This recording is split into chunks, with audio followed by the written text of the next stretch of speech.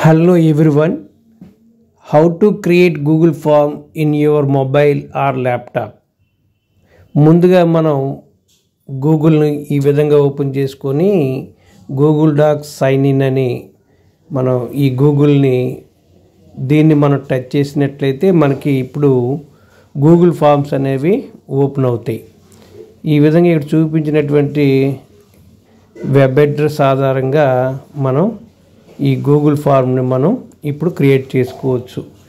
ఇప్పుడు ఈ Google docs dot sign in అనేది మనం క్లిక్ చేసుకున్నట్లయితే ఒకవేళ కనిపించకపోతే గూగుల్లో ఈ విధంగా టైప్ చేసుకుని ఓకే చేస్తే ఈ విధంగా పైన కనిపించినట్టు దీన్ని మనం క్లిక్ చేయాలి. ఇప్పుడు దీన్ని ఈ విధంగా క్లిక్ చేస్తే మనకి ఈ విధంగా ఓపెన్ అవుతుంది.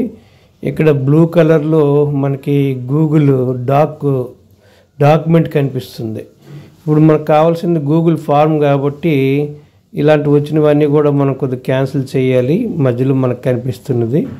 ఇప్పుడు ఈ బ్లూ కలర్ డాక్యుమెంట్ మీద క్లిక్ చేయాలి. ఇప్పుడు ఈ విధంగా దీని మీద క్లిక్ చేసినట్లయితే మనకి ఇప్పుడు ఈ గూగుల్ డాక్యుమెంట్తో పాటు పక్కనే ఒక 3 లైన్స్ కనిపిస్తాయి. ఈ 3 లైన్స్ చూడండి ఇక్కడ కనిపిస్తున్నాయి.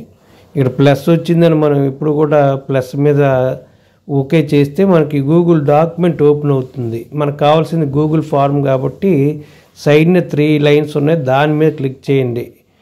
మెయిన్ మెనూ మీద క్లిక్ చేస్తే ఈ విధంగా ఫార్మ్స్ అని కనిపిస్తుంది చూడండి. మనకి ఈ ఫార్మ్స్ని మనకు కావాల్సినవి దీని మీద క్లిక్ చేయండి. ఇప్పుడు క్లిక్ చేస్తే మనకి ఆటోమేటిక్గా ఈ డాక్యుమెంట్ మారిపోయి ఫామ్ వస్తుంది చూడండి. ఇక్కడ అంటే గూగుల్ ఫార్మ్ ఇప్పుడు రెడీ అవుతుంది. ఇప్పుడు ప్లస్ని మీరు టిక్ చేసినట్లయితే గూగుల్ ఫార్మ్ అనేది అన్టైటిల్డ్ గూగుల్ ఫార్మ్ అనేది మనకి ఇక్కడ ఓపెన్ అవుతుంది. ఇప్పుడు ఈ అన్టైటిల్డ్ని సెలెక్ట్ చేసి మనం దేనికైతే దీన్ని వినియోగిస్తున్నామో దాని నేమ్ ఇక్కడ పెట్టుకోవాలి. ఫర్ ఎగ్జాంపుల్ స్టాఫ్ డేటా మనకి అవసరం అనుకుంటే లింక్ పెట్టాలనుకుంటే స్టాఫ్ డేటా అని పెట్టండి. ఏదైతే మనం ఏ అవసరంతో క్లిక్ చేస్తున్నామో ఆ నేమ్ పెట్టుకోవాలి. ఇక్కడ డిస్క్రిప్షన్ బాక్స్లో కూడా మ్యాటర్ రాసుకోవచ్చు. ప్లీజ్ ఫిల్ ద డేటా అని కూడా ఏదైనా మనం అక్కడ టైప్ చేసుకోవచ్చు. ఇక్కడ కిందకి అన్టైటిల్డ్ క్వశ్చన్లోకి రండి. అది డిఫాల్ట్గా మల్టిపుల్ చాయిస్ అని ఉంటుంది. ఈ మల్టిపుల్ చాయిస్ మీద క్లిక్ చేయండి. క్లిక్ చేస్తే టాప్లో చూడండి షార్ట్ ఆన్సర్ అని కనిపిస్తుంది. ఈ షార్ట్ ఆన్సర్ మీద క్లిక్ చేయండి. చేస్తే అప్పుడు ఏమీ ఉండదు, అన్టైటిల్డ్ క్వశ్చన్ అని ఉంటుంది. అక్కడ నేమ్ అని మనం పెడతాం, అంటే నేమ్ ఆఫ్ ది ఎంప్లాయీ అనేది మనం పెట్టుకుంటే కిందని టైప్ చేసుకోవడానికి వీలుగా ఒక బాక్స్ ఉంటుంది అనమాట. అంటే ఈ విధంగా నేమ్ ఆఫ్ ది ఎంప్లాయీ లేదా నేమ్ సింపుల్గా ఈ విధంగా ఇది అయిన తర్వాత ఇది ఒక కాలమ్ అవుతుంది నేమ్ అనేది. రెండో కాలమ్ మనకు కావాల్సింది ఏమిటి, డిజిగ్నేషన్ కావాలి.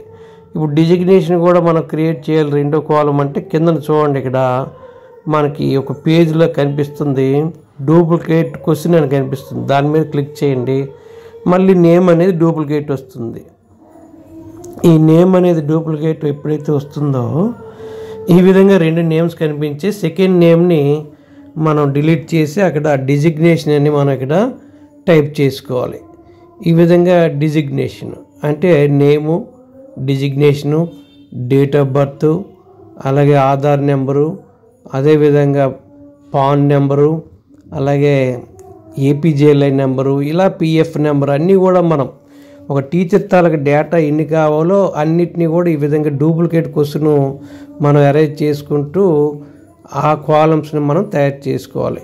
ఈ విధంగా ఒక టీచర్ తాలూకు డీటెయిల్స్ అన్నీ మన స్టాఫ్ డీటెయిల్స్ అన్నీ కావాలంటే ఈ విధంగా ఏ డీటెయిల్స్ కావాలో ఆ డీటెయిల్స్ అన్నిటినీ కూడా ఈ విధంగా మనం తయారు చేసుకుంటాం. ఈ విధంగా ఎప్పుడైతే గూగుల్ ఫార్మ్ అనేది రెడీ అవుతుందో ఇక్కడ మనకి సెండ్ ఆప్షన్ ఉంటుంది.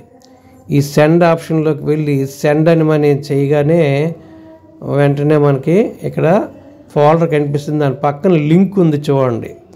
ఈ లింక్ పైన క్లిక్ చేస్తే చాలా పొడవుగా లింక్ వస్తుంది. షార్ట్ యూఆర్ఎల్ అని పెట్టుకోండి, చాలా పొట్టిగా లింక్ కనిపిస్తుంది. కాపీ చేయండి. కాపీ చేసిన వెంటనే ఈ కాపీ చేసిన లింక్ని మీ తాలూకా వాట్సాప్ గ్రూప్లో, మీ స్కూల్ వాట్సాప్ గ్రూప్లో మనం దీన్ని పేస్ట్ చేసుకున్నట్లయితే ఆ లింకు అనేది మీ స్కూలు వాట్సాప్ గ్రూప్కి వెళ్తుంది. అప్పుడు ఆ లింక్ను ఓపెన్ చేసి మీ టీచర్స్ ఈ విధంగా గూగుల్ షీట్ని ఫామ్ను ఓపెన్ చేసి దానిలో డీటెయిల్స్ నింపుతారు, సబ్మిట్ చేస్తారు. గూగుల్ ఫామ్ను క్రియేట్ చేసేటప్పుడు మీ మొబైల్ డెస్క్టాప్ మోడ్లో ఉంచుకోవాలి. అది మన మొబైల్ రైట్ సైడ్ టాప్ కార్నర్లో చుక్కలు మనకు ఓపెన్ చేస్తే డెస్క్టాప్ కనిపిస్తుంది.